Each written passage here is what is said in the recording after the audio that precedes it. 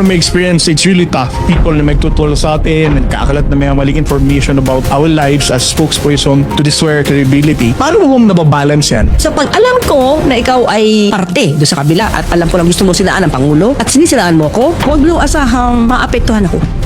Kasi mas lalo kong gaganahan magsalita ng tama dahil alam ko na aapektuhan ko kayo. Kayo mga fake news peddlers. Competitive mo pala talaga, ma'am eh. Motto ko sa buhay is I have to compete against myself. Hindi ako pwede makipag-compete kahit kanino para tapakan sila.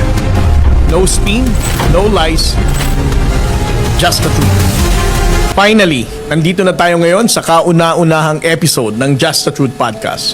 Makakasama ninyo ang inyong lingkod, J. Tristan Tariela.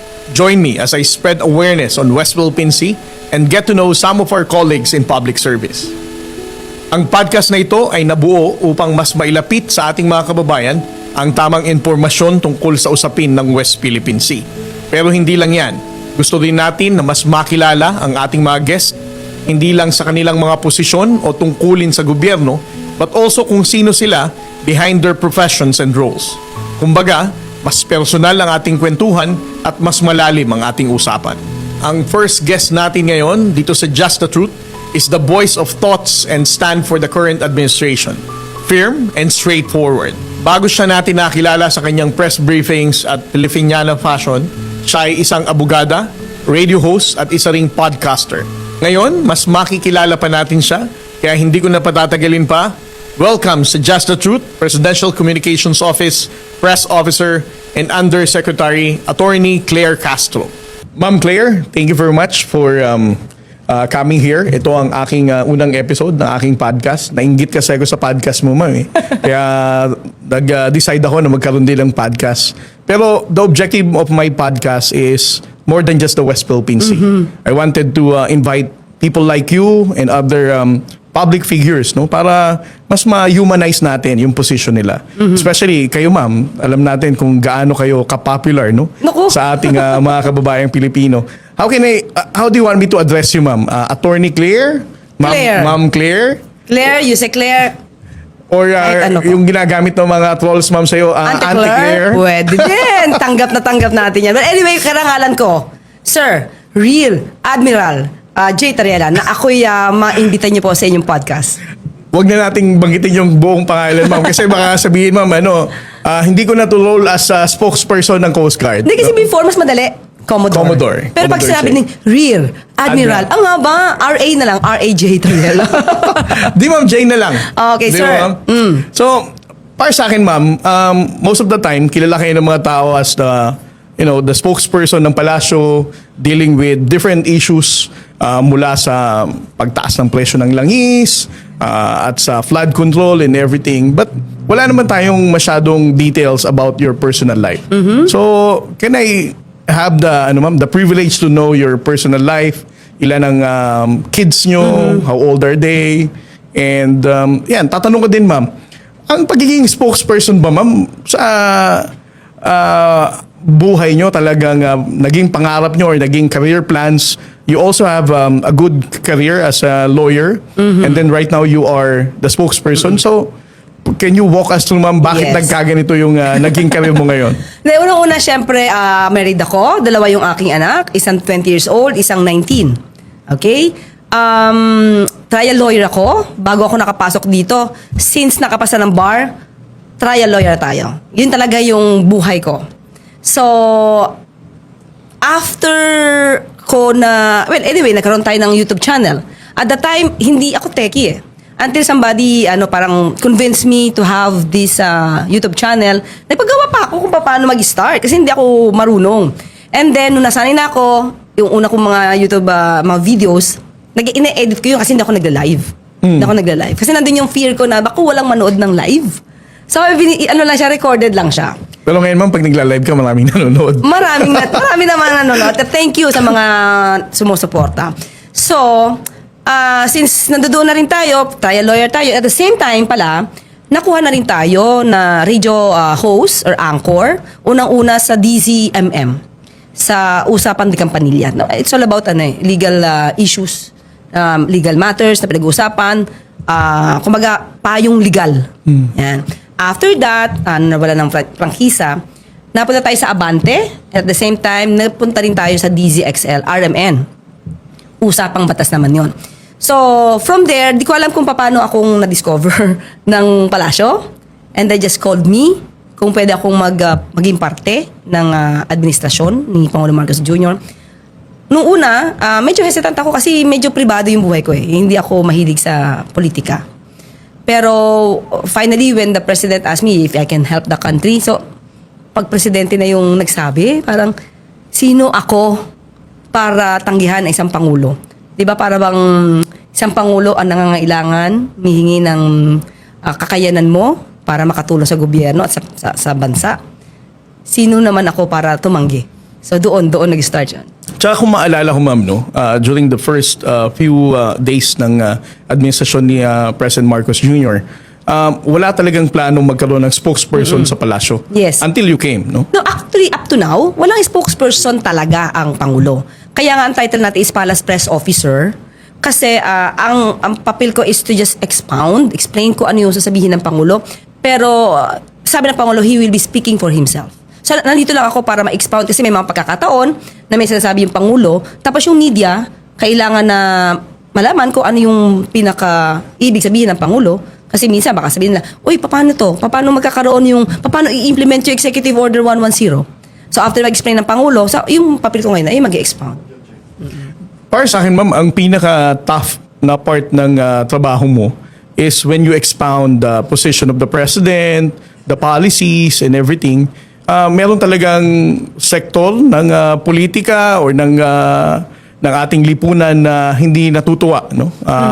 Sa mga sinasabi niyo at sa mga nagiging response niyo, sa mga nagiging tanong sa inyo. How do you deal with those kind of bashing from the social media? And of course, hindi lang sa social media, of course, maririnig din natin yung mga tao mismo na nagpapa-interview, nagsasalita. I mean, as part of the government, how do you respond to all this? Una, Sir Jay, kasi ganito, ang binibitawan ko ng mga salita dyan, dapat nanggagaling din sa mga heads ng agencies, especially sa Pangulo.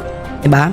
So, pag may mga issue about the SWD, ang gagawin ko sa tawagan ko mismo yung kung hindi si Secretary Rex Gatchalian, pwedeng si Asik Irene Dumlao. Anong update dito? Bago po ako sumalang sa briefing, kapag may mga nagba-viral na mga issues or mga naging issue siya, tatawagan ko po sila.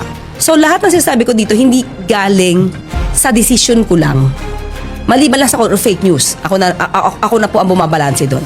Pero pagdating po sa polisiya ng Pangulo, kung ano po yung mensahe ng Pangulo at ng ibang mga mga departamento natin, hindi po sa akin galing. So, hinahayag ko lang po at ine-explain ko. So, kung magagalit sila sa akin, hindi po ako maapektuhan ng anumang galit nila. As long na ginagawa ko yung trabaho ko nang naaayon doon sa mensahe ng Pangulo at ng mga iba nating mga heads sa department. But as you mentioned a while ago, ma'am, no, very private naman kayo before. Ngayon, parang your entire life talagang na-expose na sa publiko. Pag umuwi ka ng bahay, ma'am, mapapanood mo sa balita. Pag tumingin ka ng cellphone mo, makikita mo rin yung mga trolls and making those comments, no, inappropriate. And as a family, a mom, no, na meron kayong pamilya. Ako, ma'am, based from my experience, it's really tough. I mean, pareho tayong spokesperson. There are people na nagtutroll sa atin, nagkakalat ng mga maling information about our lives as spokesperson to destroy our credibility. Paano mo nababalance yan? I mean, your kids are basically grown up already, no? How do you advise or how do you tell your kids to ignore all this? Wala naintindihan nila eh. Lalo na yung asawa ko. Yung asawa ko kasi mas ano siya sa akin eh. Mas pinupush niya ako na itong gawin mo. Tama yung ginagawa mo. Supportive kasi yung asawa ko. Tapos siya yung madalas nakakapanood ng mga nambabash. Sabi ko, ako ayokong panoorin. Ikaw manood. Then just tell me. Kasi pag papanoorin ko yan, madidiskaril yung utak ko. Hindi ako makakapagtrabaho ng mabuti. Kasi baka ma-influensyahan ako ng mga mali nilang sinasabi laban sa akin. As long as I know what I'm telling to the people through that press briefing at yun naman ay naaayon din sa Pangulo, wala akong dapat nakatakutan. Alam ko kung naninira sila sa akin, mas nararamdaman ko kung galit sila sa Pangulo at sinisiraan nila ako, mas lalo ko nararamdaman na effective ako. Kasi hindi sila magre-react ng ganyan negatively Kung lalo na kung, di ba, may mga tao na ayaw sa Pangulo. Meron sila inaangat na ibang mga politiko. So pag alam ko na ikaw ay parte doon sa kabila at alam ko lang gusto mo silaan ng Pangulo at sinisiraan mo ko, huwag niyong asahang maapektuhan ako. Kasi mas lalo kong gaganahan magsalita ng tama dahil alam ko na aapektuhan ko kayo. Kayo mga fake news peddlers. I mean, kayo ma'am, you're a lawyer. Alam nyo, bago pa kayo pa-press con, what will be the implication of all those things na sasabihin nyo sa publiko. So, how do you prepare yourself? Talaga bang you are also wanting to frame the narrative in a much more safer tone or naturally? Yes, naturally. Kung ano yung lalabas sa akin, ibig sabihin kasi ganito yan, Sir Jay. May mga tanong, makikita mo na agad sa news a night before. So, doon pala makikita mo na anong pwedeng issue tomorrow. Diba? So, pagka may issue, let's say, DSWD, ito, may anti-EPAL something. Before that, tatanungin ko na. Kasi nakikita ko na yan ako sa news. Gabi na ako natutulog, madaling araw na actually. Kasi news, social media, pinapanood ko yan kasi para alam ko ano yung issue tomorrow. So after that, let's say, tinawagan ko, Seka Rex, ano po ito? So, meron akong hawak na ebidensya. May hawak ako na manggagaling mismo sa tamang tao para ma-relay ko sa media. So, kaya, yun ang preparation ko. So, hindi po madali mag-prepare. Kayo po, spokesperson kayo. Hindi madali mag-prepare. Kasi sabi niyo nga po, ang dami kong pwedeng tao, agency na dapat kong bigyan ng kasagutan. So, ang gagawin ko po, mag-prepare po talaga ako. Umagang-umaga pa lang po, I have to be in the office as early as 8 o'clock or earlier in the morning. And then, pag makikita ko na yung maaaring issues, tatawagan ko na po sila. At ang nakakatuwa po, Sir Jay, yung mga cabsex po natin, kapag ka po tinatawagan ko sila, ang dali po nilang sumagot. So, natutuwa din po ako kasi kung hindi ko rin po makukuha yung sagot nila, wala rin po ako ma-relay sa media. So, aside from that, nagbabasa rin po ako ng dyaryo. Anong negative dito? Anong positive dito? So, I have to know that para alam ko kung saan ako babalanse at ano din po yung gusto na mensahe ng Pangulo. Alam mo, para sa akin, what really complicates your position is hindi dahil sa ang mga kababayan nating Pilipino are the ones complaining or the ones telling the government about different issues. Para sa akin, what really made your job very complicated is napupoliticize ang lahat ng issue, no?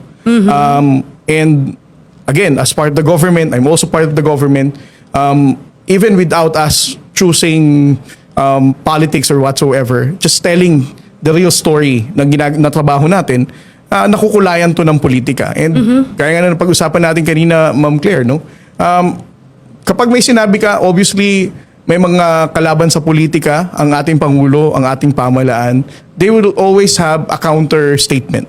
Sasabihin na hindi totoo to, fake news to, mali to, wala tayong ginagawa. And para sa akin, Ma'am Claire, yan yung greatest challenge dito eh. Kapag pinasukan na tayo ng misinformation and fake news, nakukonfuse ang ating mga kababayang Pilipino as to what is the factual narrative, what is the real scenario in different issues. So, how do you respond to this kind of challenge na totoo naman ang sinabi natin, at the same time sasabihin ng kabilang partido, hindi totoo yan, wala kayong ginagawa and all? Okay, kung partido na mainstream, at natanong sa akin sa briefing, sasagutin ko yon. May kasamang props.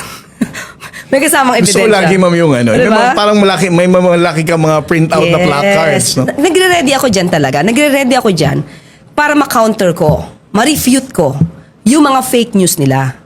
Kasi kapag hindi natin to nilabanan at hindi natin to sinagot at lagi lang tayo magno-no comment, itong mga fake news nila, mananatili itong parang totoo sa tao. So kung ano man yan at biniring up yan ng media, ng mainstream, lalo na sa MPC, sasagutin ko yan. Pero yung mga ibang vloggers na hindi naman, hindi dapat kilalanin, hindi ko na yan pinapansin. Kasi it will not matter at all. Kung vlogger ka, may sarili kang opinion, edi so be it. Basta ako, itong sinabi natin, ito ang dapat na parte ng news, at ito ang dapat na makita sa mainstream. Although hindi ko tinatawaran ng mga SOCMED. Pero marami dyan bayaran talaga eh. marami din dyan na ang gusto lang, mag-clickbait. Kumita. Tapos kung ano-ano sasabihin sa'yo. So kung papasinin ko sa lahat sila dyan, mauubos oras ko. So ang dapat ko lang pansinin, yun yung dapat lang pansin. So mainstream media lang, ma'am, ang tinututukan mo. Opo. Mm-mm. So, paano mo, ma'am, for example, mainstream media will have a different reporting ng naging position mo. How do you call them out? Iko-call out. Hindi, kasi may vlog ako eh. Meron ako sariling YouTube channel. So minsan doon kino-call out ko. Pero sa personal ko yun. Hindi yun yung salita ng Pangulo, di ba? Personal ko yun. At minsan pag na-interview ako, just this morning, may kinall out ako. Isang journalist, isang anchor. Kasi hindi maganda yung sinabi niya. Lumalabas na yung sinabi niya ay hindi makatotohanan. And it's too negative for the government. Kasi parang nilalabas niya na walang ginagawa yung gobyerno. Well, in fact, hindi yun yung nababalita sa mainstream. So I have to call her out. Hindi yan totoo. That's an irresponsible statement. Dapat kasi journalist ka, dapat tama yung sinasabi mo. Or kung magtatanong ka man yan sa ini-interview mo, dapat galing din, meron kang facts na pinanghuhugutan. Wala eh. Magbibigay ka ng sarili mong opinion, tapos mali. Tapos laban pa sa gobyerno. Diba? I mean, hindi ko masasabing wag niyong i-criticize ang government. Diba? It's part of democracy. Freedom diba? of expression. Freedom of expression. Pero, to have or to speak about or about the government in a negative way, no, without any basis. Without any data to Yes. support your facts Yeah. And your opinion. and your opinion. Mali yan. Parang kaya nga sinabi ng maraming mga journalista, ma'am, you are entitled to your own opinion, but you're not entitled to your own facts. Diba? yes. Parang dapat kung magsasalita ka, kung opinion lang yan, okay lang yan. But you do not over-assert na ito talaga yung nangyayari. And I think para sa akin, yan yung isa pang challenge din. How do we distinguish the opinion of some journalists with the factual narrative of what's really happening? And sometimes, ito yung dangerous eh. Kapag nagsalita sila ng opinion nila, and you cannot, of course, you cannot sue them kasi sasabihin nila, opinion nila. yes, that's our opinion. Pero tingin ko dapat medyo maghigpit na rin, di ba? Kasi if you're talking about your opinion, dapat may disclaimer ka. Sandali yan po ito lang yung analysis ko. Pero it doesn't mean na maaaring totoo yung sinasabi ko. Ito lang yung maaari ko nababasa. Kasi ganyan ako sa sa aking channel. Kasi nagsasalita ako, ito yung basa ko. As an ordinary citizen, as a lawyer. Kasi pag lawyer ka, maski na kayo, sir, alam niyo naman kung paano mag-investigate. Ako, mas medyo, critical ako sa mga issues. So pag may nakikita ako body language, binabasa ko, ito yung basa ko. Pero hindi ko sinasabing tama yung aking opinion. Pero ito yung nakikita ko. So, this is my take. Pero hindi ko sinisiraan. Ako'y nagbabasa lang at nagre-react doon sa nangyayari. Pero wala akong intensyon na siraan ka. Dapat ganun. Kung maalala ko, ma'am, during the 19th Congress, nagkasama pa tayo. Yes. Doon sa isang public hearing na ginawa ng Congress pagdating sa misinformation, fake news, and the bloggers, no? Yes. When question kung how do you limit the freedom of expression? As a lawyer, ma'am, do you think it's about time na mayroon tayong ipasang batas that would make the bloggers, social media influencers to be held responsible, no? And accountable sa mga ipinapahayag nila sa social media? Actually, tingin ko mas okay kung magkakaroon ng mas detalye na batas. Pero ngayon naman may umiiral sa atin. Cyber libel, you spreading fake news. Meron naman tayo sa revised penal code niyan. So tingin ko hanggat wala pa yung binabalang kasi ng bagong batas, kung ano man yung gagawin nilang batas para sa fake news peddlers, gamitin mo muna nila yung available na batas. At tingin ko sa pamumuno ngayon sa NBI, ni Attorney Matibag at saka doon naman din sa PNP, kay PNP Chief General Natates, sana maglaan din kayo ng tao na tututok. Tututok lang talaga patungkol sa mga fake news peddlers. Kasi ang dami lumalabas. Halimbawa ito. Ito hindi ko alam kung dapat ito i-take down or what. May papakita. AI. Nagsasayaw ko sa EDSA na hindi naman ako. Pero yung ibang tao di naman nila alam kung AI yan. So tingin ko dapat mabilis. Mabilis ang Facebook, mabilis yung ibang platforms. Na pag sinabi sa inyong fake ito, dapat mabilis din yung pag-take down nyo. Kasi nakakaruwi ng tao eh. Diba? Yung dignidad ng tao, niruruwi. Tapos ang bagal-bagal nyo kumilos. So tingin ko, with that, hanggat hindi pa yan take down, tingin ko dapat ang PNP, ang NBI, kumilos agad. Diba? Dapat meron silang sariling division. Although may cybercrime division naman. May cybercrime division. Tutukan lang ito. Yung nakikita nila sa mga SOCMED na paninira na alam na nila na fake. Related sa misinformation, ma'am, no? And fake news, alam natin kung how the social media platforms ay ginamit din ng People's Republic of China to create disinformation and to divide our country sa pagtindig natin sa West Philippine Sea. And you have been supportive as well. Of course, President Marcos is very supportive of the Transparency Initiative. Kung saan ipinaalam natin sa ating mga kababayang Pilipino kung ano mga insidente nangyayari dito. Do you believe in your personal appreciation, ma'am, of the importance of transparency in uniting the Filipino people? Kasi para sa akin, ma'am, West Philippine Sea is the only single unifying issue na meron tayo ngayon, and alam ng ating mga kababayang Pilipino kung paano tinindigan ni Pangulong Marcos ang issue ng West Philippine Sea, and this Transparency Initiative has been very helpful para isulong ng ating Pangulo ang ating karapatan sa West Philippines. I believe, sir, na it is a unifying issue for us. But ang problema, may tao behind dito na nagiging divisive yung mga Pilipino. Well, anyway, siguro just another issue, sir. Additional info. Merong isang ginawang thesis or pag-aaral itong si Sir Nico Balbidina. I don't know if you have heard him and his article. Nandun din siya sa House of Representatives. Meron siyang ginawang isang study na there is this Chinese link networks na binabagsak ang Pangulo at yung gobyerno, especially in relation to the issue ng West Philippine Sea. At inaangat nila yung isang Manchurian candidate. Okay? So, well, anyway, kay Nico Balbidina yan. Hindi po sa aking pag-aaral yan. Sinesite ko lang. So, sana sir, tama ka, na pagdating sa interes ng Pilipinas, dapat nagkakaisa tayo. Kung meron man tayo mga issues about politics, pero pagdating sa interes ng Pilipinas, dapat nagkakaisa tayo. Ang problema kasi, sir, may balita may nagbabayad na ibang bansa para bayaran itong mga trolls, at itong mga trolls ay para sirain yung interes natin. So, yun yung mahirap. Meron tayong mga kababayan na nabibili, tapos binibenta yung sariling integridad ng bansa natin. So, that's why, sir, I have this, parte ng MIL. Media Info Literacy.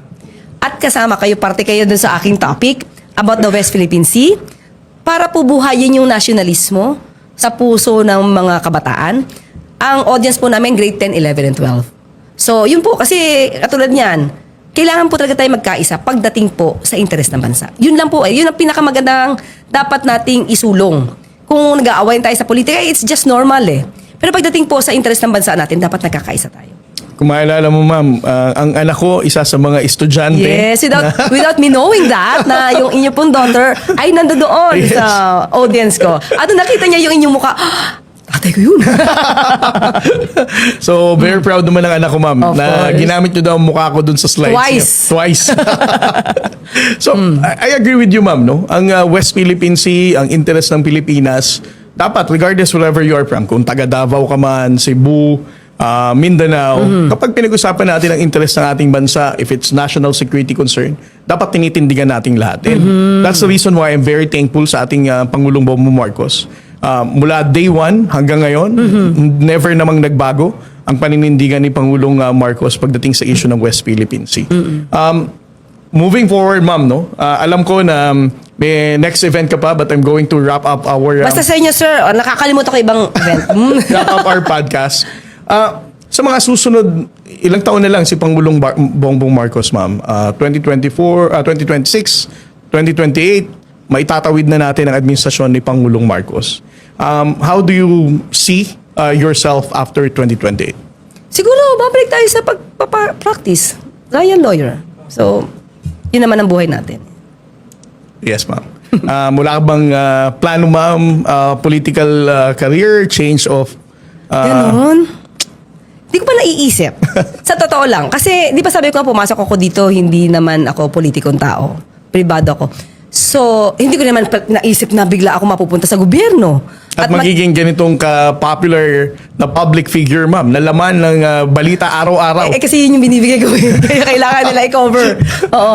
Pero hindi ko alam kung saan ako dadalhin ng Panginoon. Pero basta po tayo kung kaya natin magsilbi sa bayan natin, sa mga kababayan natin. Well, yan po naman ay talagang dapat nating tutukan. Kung kinuha mo yung trabahong ito, galingan mo na. Yun naman sa akin eh. Kung saan ka nilagay na posisyon, galingan mo na. Pero para sa akin, ma'am, ang role mo sa paghubog ng kamalayan ng Pilipino, for everybody to understand what is happening in our country, ang boses mo ang pinakamahalaga. At least, we clarify different issues sa pagtaas ng langis, sa flood control, sa paninindigan ng ating Pangulo. Ikaw mismo ang naging simbolo ng palasyo for us to understand na may ginagawa ang ating pong pamahalaan. Ma'am, speaking of fake news sa social media, okay lang ba sa'yo, ma'am, na may ipapabasa ako sa iyong mga posts and then I'll get your reaction? Sure. Sige, ma'am. Merong post sa Facebook at pwede bang kayo po magbasa? Okay. Ito na ang pambansang fake news peddler. Referring to you as the fake news peddler. Oh, unang-una kasi ako nagbansa kay VP Sara ng Queen of Fake News. So, kung sino ka man, unang-una, paano niya nasabi na fake news tayo? Ang lahat na sinasabi natin dito, sabi ko nga ay nanggagaling sa mga heads ng department. At ito naman po ay in-explain ko lang kung ano ang mensahe ng Pangulo. At kung ito naman ay nanggagaling sa mga taong dapat kong matanong, wala akong masasabing fake news. So ito ay definitely paninira at malamang siya ay isang troll. Certified troll. Ito po, ma'am. Galing to sa TikTok. Comment ito regarding dun sa press con nyo po about the 145 billion budget for the Central Mindanao Highway. Kung maaari, ma'am, basahin nyo po, Okay. ma'am. Paghahatian lang yan nila, auntie. Magkano kaya mapunta sa'yo? So, itong mga ganitong klaseng tao, actually, hindi ako pumapansin sa basher. Sa mga walang masyadong utak, hindi magamit ng utak, hindi ko talaga masyadong pinapansin to. Imagine mo sinabi, Sir Jay, paghati-hatian lang yan nila, auntie. Paano mo nasabing paghati-hatian? Teka, nandun ka ba? Nandun ka ba sa meeting? Kasama ka ba doon sa gagawa ng highway na ito? So kung wala ka doon, wala kang karapatan na magbintang dahil kawawa ka, dahil nandun ka sa mundo nang walang kaalam-alam. Baka nakatira siya sa Mars. Kawawa naman po siya. Alam mo, ma'am, ano naman tayo? Mag-shift ulit tayo, ma'am, sa Okay. mga light questions. Parang nakikita ko na yung itsura nyo, ma'am, pag nagpe-press ko na. Gusto ko light lang tayo. Yes, go! Pareho tayo, ma'am, ng pinanggalingan. We both grew up in Tondo. Can you describe us, ma'am, saan kayo nag-aral sa Tondo, Manila? Yan. Mula elementary hanggang high school. Nasabi ko sa inyo, ma'am, ako, batang Tondo din ako. Saan nga kayo sa Tondo, ma'am, lumaki? Okay, lumaki ako sa Gagalangin, Tondo, Manila. Nag-elementary, high school ako sa St. Joseph School, Gagalangin. At yun, yung aking high school life doon ay makulay. Makulay siya in a way. Bakit? Kasi co-ed kami. Kayo ba? Co-ed din kayo, di ba? Ako, ma'am, hindi ako mayamang taga-Tondo eh. Pampublikong paaralan lang ako. So, mababang paaralan na Magat Salamat. Abad Santos. Abad Santos High School. Magagaling kaya yung school na yan. Pumunta, nag-lecture tayo dyan. Magaling Yes, yan. ma'am.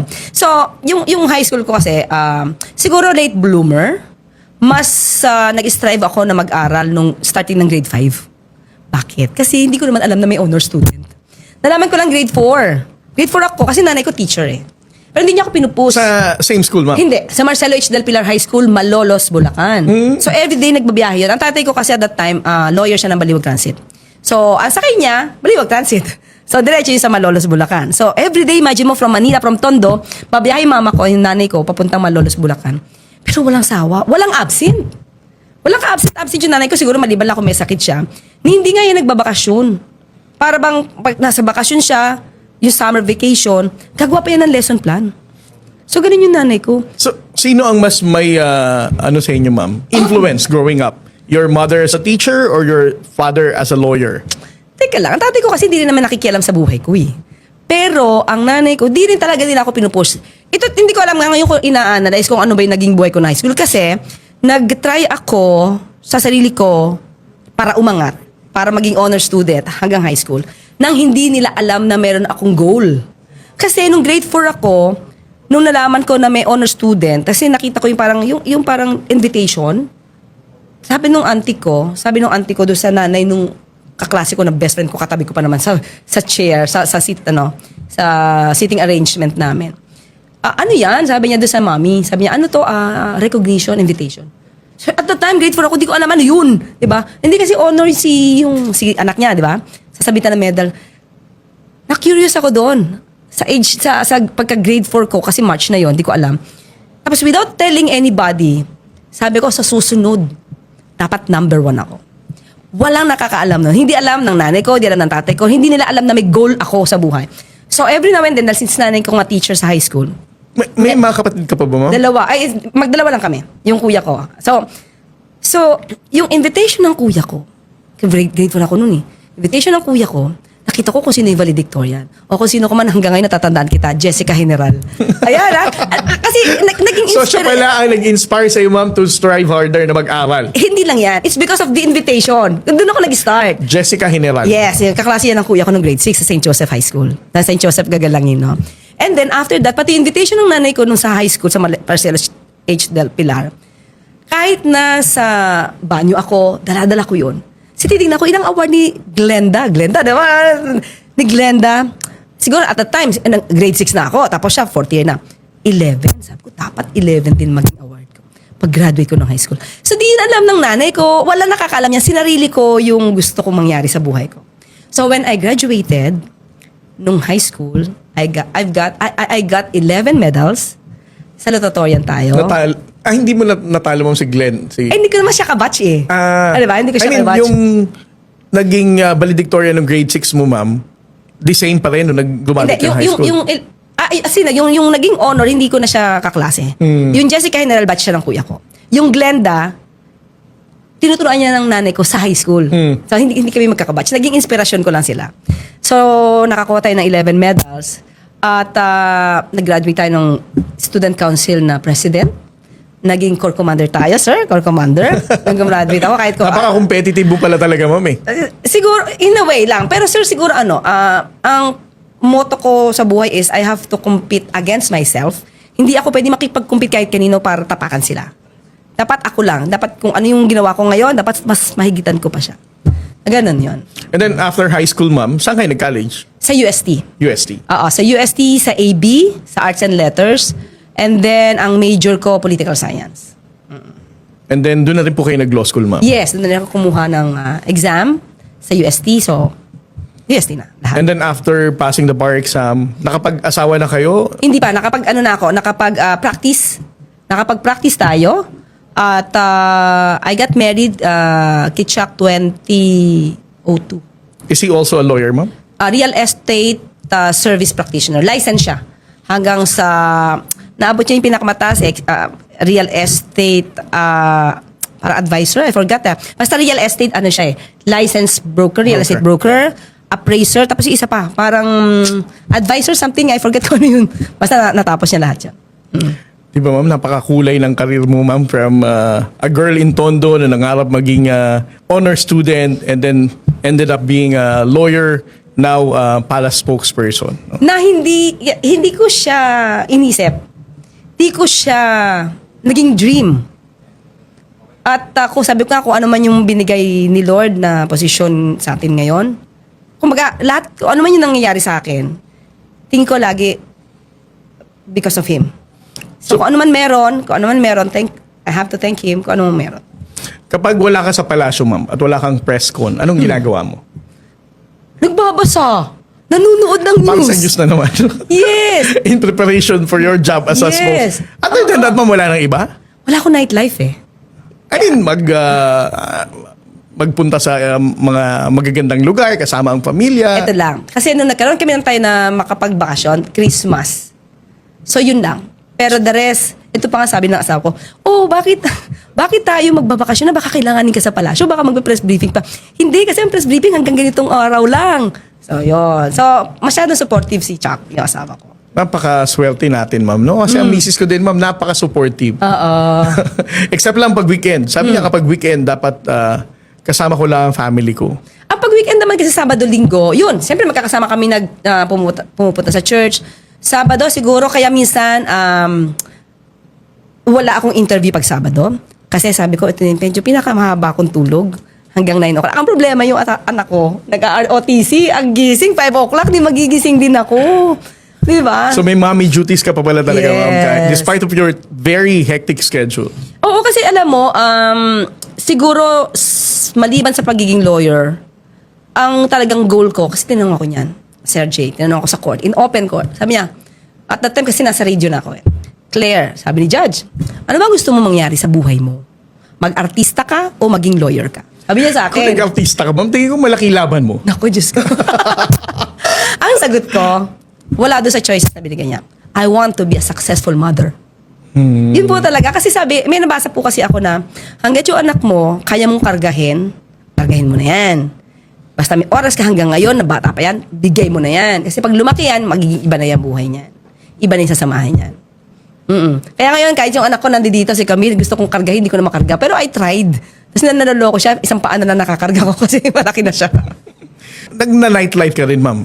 After semester, nag-enjoy kayo ng ending the finals exam or something. May mga ganun din kayong Hindi activities, eh. Ako ito. Una-una kasi mahigpit yung nanay at tatay ko. Tapos meron pa akong auntie na siyang nagsusundo sa akin. Sa sa law school na to ha. So parang sabi nga nila. Atin sundo pala talaga kayo. Oo. Hindi naman. Pag pumupunta ako, jeep naman. Jeep naman. Pero pag sinusundo kasi gabi na, law school gabi na. Sinusundo talaga ako ng auntie ko sa kanang kuya ko. Tapos sabi nila meron kasing, siyempre, may gusto mandigaw sa'yo. Tapos hindi ko alam. Kinakausap ako nung guy na to. Pumunta lang ako sa restroom sa UST sa law. Hindi ko alam. Itong guy na to, kinausap pala ng auntie ko. Nagsumbong na sa akin yung guy, sabi niya, sinabi daw ng auntie ko sa kanya, huwag kang makakaligaw-ligaw sa pamangkin ko Bata pa yung pamangkin ko So, ganon. Ang tawag tuloy nila kay auntie ko, Jaworski. Kasi bantay na bantay ka, ma'am. Bantay na bantay talaga ako. Well, anyway, kasi unang-una, siguro hindi naman din ako nasanay sa nightlife. Hindi ko trip. Ang ginagawa ko kasi pag bakasyon, di ba tayo, may summer vacation tayo ng 2 months eh. April, May, di ba? April, May. Ang ginagawa ko kasi niyan, pag bakasyon pa lang, the following day, hihingi na ako ng pera sa tatay ko. Sabi ko, tatay, pahingin pera. Kasi bibili ako ng law books. Kasi para, pag binili ko na to, kaya ko na siyang aralin for the whole 2 months. Sa mangyayari sa akin, maa-advance ko na siya. Aralin. Para pagdating ko sa susunod na school year, hindi ako hirap. Kasi na-advance ko na. So, mas trip ko na mag-advance ng pag-aaral for the coming school year kaysa maglakwat siya. Grabe naman yung disiplina mo, ma'am, no? Iwan ko, mas gusto ko yun kasi lumabas. Even up to now, hindi talaga ako lumalabas. Mas gusto ko sa bahay. Napakatindi nung impact sa'yo nung valedictorian na batch ng brother mo, ma'am. Talagang naging, you siguro. really wanted to be an academic achiever, no? Sa Tondo, ma'am, maraming masarap na kainan dito, no? Ano ang... Wala pa Jollibee nun eh. Hindi, ma'am, yung mga... Hindi, may Jollibee na pero malapit sa school namin, wala pa. So, for example, kapag summer, sa Tondo, ma'am, laging may pahalo-halo, mga ganyan, di ba? Ay, teka lang. Meron kaming binibilan dati. Ang hindi pa madalas, nagbebenta na siya yata every week. May kare-karing binibenta dun dati. Hindi ko makakalimutan, yung sarap talaga. Tapos 5 piso lang yung isang pirasong ganun. O, di ba? Ayun. Sa akin, tipo mga pag nagpapabili kami sa tatay ko, Papa, paggabi, pabili kang pansit. Kasi kami, di ba, gagalangin. Malapit lang yun sa Blooming Treat eh. So, nagpapabili kami pansit. Parang at that time, 10 piso yata yung isang plate. Bata pa kami elementary. So, yung mga hindi ko makakalimutan. Pero pag kainan, hindi kami palalabas nun eh. Matipid nanay ko. Matipid talaga nanay ko. Minana mo ba, ma'am, ang pagiging matipid, stricta ng mga magulang mo at ina-apply mo sa mga anak mo ngayon? Okay, hindi ako matipid sa anak. Pero lagi ko sinasabi, ayokong magpo-flaunt kayo. Kasi unang-una we're not rich. Pero ayoko you don't have to act like rich kid. Kasi kinikilabutan ako. Yan. So, tapos hindi ako mahilig sa branded. Hindi ako mahilig sa alahas. So, kahit ano makita ko na branded dyan, hindi ako maiinggit kasi wala. So, matipid, in a way, hindi ako masyadong... Siguro ang tipid ko kasi hindi ako masyadong gumagastos sa mga branded. So, mag-shift ulit tayo, ma'am. Dahil mukhang smiling face ka na ulit, no? Ang isa sa pinakamainit lagi sa'yo pagdating sa pag-press briefing mo is always the position of Vice President Sara Duterte. Parang sa lahat ng issues. Pinapasok kasi nila sa briefing minsan eh. Hindi naman natin ito matatanggihan, di ba? So how do you deal with, parang araw-araw kung papasok ka, sabihin mo magkaka-press briefing, lagi kasi nga may sinasabi si VP Sara sa ating pamahalaan. At tinitake up ng media. At tinatanong sa atin. Tinatanong sa atin. So, ano yan, ma'am? Daily ba talaga na i-imagine mo na you need to prepare, na tatanungin ka na naman about sa statement ni BP Yes. Sara? Yes. So meron ka talagang prepared lines kung sakaling itatanong? Actually, not only VP Sara. Lahat ng kumakalaban sa Pangulo, lahat ng negatibong sasabi sa Pangulo, na-expect ko yan na tatanungin sa akin sa susunod na briefing. Kasi I have to be ready, I have to know also the message of the President, at alam ko kung fake news o hindi. So dapat alam ko yun para pag nagsalita ako, meron ako panghahawakan na ebidensya. Hindi ako pwedeng lumaban ng wala ebidensya. Siguro yun sa akin, yung mindset ko, dapat may ebidensya lagi. Hindi pwedeng magsalita ka dyan, ganito, ganyan. Yung pala, pag nilabas mo, ang blatter mo. Fake. Di ba? Minsan magsasalita ang Vice Presidente, ang blatter, ganyan. Paglabas mo, mismong Beverly Hills Police Station, nagsabi, fake yung sinasabi nila. Medyo nakakahiya yun. Hindi. Lalo na ma'am na, of course, you're a lawyer, Vice President is also a lawyer. So, you need to be very careful sa pagbibigay ng mga impormasyon na ganito. Saka siguro, Sir Jay, nakatulong yung pagiging trial lawyer. Kasi mas focus ka kung ano sabihin mo. Tapos dapat meron kang pansalag. Meron kang, pag nirefute mo to, dapat meron kang hawak na anumang proof na kaya kong i-debunk yung sinasabi mo. Hindi pwedeng lawyer. Kasi kung lawyer ka, tapos hindi ka naman sanay mag-refute ng allegations, magkaiba yung level natin. Para sa akin, ma'am, it goes beyond legal practice. Para sa akin, it's more on your moral foundation. Diba? Pwede. Kung hindi ka naman talaga sanay magsinungaling, kung hindi ka naman talaga sanay mambuli, kung hindi ka naman talaga sanay manloko ng tao, then kung ikaw spokesperson, you really need to be very responsible. No? Yes. Hindi tayo tinuruan ng magulang nating manloko at magsinungaling sa mga tao. Kaya yung sinasabi nila na mali yung sinasabi ko, hindi po. Huwag po kayong maniwala sa sabi-sabi na iba. Kasi tayo, spokesperson kaya sir, ako, hindi po tayo bibitaw ng salita hanggat wala tayong pagbabasihan. Kung meron man tayong binanggit, sasabihin ko po, especially ito, babanggitin ko na ng konti nung nagbanggit ako about the no oil crisis, ang sabi ko sa briefing ko, ayon kay Secretary Sharon Garin. So, di ko alam kung pinick up nila nung ibang nagbabash yung buong Statement briefing. mo, ma'am. Oo, because before that, I was communicating with Secretary Sharon Garin. At based sa kanyang findings, evaluation, wala po kasi at the time na masasabing oil crisis or kulang ang supply. Wala. Kasi nagagampanan ng gobyerno. Kasi supposed to be maa-alarma lang daw tayo according to Secretary Sharon Garin. Pag yung supply natin is 15 days pababa or less than 15 days na. At that time 45 days tayo . So, for her, na ibinato niya sa akin, Wala pang crisis noon. walang crisis but there is price disruption. So, iba po kasi pag sinabi oil prices kasi ang mahal. Ang usapan po kasi is hiniwalay ni Secretary Garin yung issue about the price at issue about the supply. So when we talk about the supply at the time, walang oil crisis. At yun yung sinabi natin sa briefing. Ang supply, according to the DOE, walang crisis kasi meron. Doon lang tayo may issue about the price disruption. May price disruption, tumaas . So, ang kinuha nila, sabi ni Yusek Leo, no oil crisis. Hindi po sa akin sariling opinion. So kung kayo ay sasabi nyo na bakit ganyan, nakikita natin nakahirapan ng tao dahil mahal ang presyo ng gasolina o ng fuel, totoo, we did not deny that.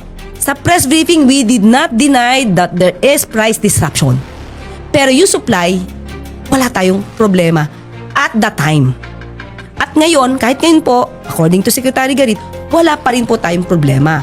Kasi pag pinag-usapan natin ng presyo, sabi nga ni Secretary Garin, hindi natin pag-uusapan ng presyo kung wala supply. So, kaya ang inuuna ng gobyerno, supply. Diba? So, kaya doon sasabi, hindi, may crisis na talaga, may crisis. Paghiwalayin niyo po kasi yung issue, supply and price. Pag pinag-usapan natin ng price, totoong may problema sa presyo kasi tumataas. But when it comes to supply ng oil, at that time, sabi ni Secretary Sharon Garin, walang problema at the time sa supply. Yun. So, sana maintindihan nila, bago sila magbigay ng kanilang mga opinion, intindihin nila sana yung sinabi natin during the press briefing. Alam mo, ma'am, sa loob ng almost 1 hour na pinakikinggan ko ang mga issue sa'yo, as tagapagsalita ng palasyo, no? Na-realize ko, ma'am, mas madali pa pala yung trabaho ko kaya sa'yo. Kasi ang aaralin ko lang, West Philippine Sea. Kapag may insidente, sakala ko magsasalita. Kapag may wrong statement or fake news, sakala ko magre-respond. Ikaw, ma'am, araw-araw, no? Iba-ibang issue. Kapag may bagyo, may baha, may kung anong issue dyan pagdating sa gobyerno, you really have to take the courage to stand the podium and to respond to all the concerns ng ating mga kababayang Pilipino. Hindi, ang wish ko lang din, Sir Jay, no? Pag nagsasalita kayo, nagsalita ako, yung buo, kung may press briefing kayo, may press con kayo, or may press briefing ako, buuin sana noong mangbabatikos. Kasi kung babatikos kayo, based lang dun sa news, parang na snippets lang ang nakuha. Ito lang. Tapos hindi nakita yung buo, yung mga kabuuang sinabi natin. Parang wag kayong mag-react. Kasi mawawala ang tamang huwisyo nyo kung mag-react kayo doon sa summary lang na hindi nyo nakikita yung buo. Yun lang. Alam mo, ma'am, ang isang problema natin pagdating sa social media, hindi ko alam kung tinamad na ba mga Pilipino magbasa talaga ng napakahabang news article. So, minsan kapag may isang headliner lang na sabing no crisis according to ganito ganyan, yun na agad yung react ka ng ating mga kababayang Pilipino without reading the context of the entire news story.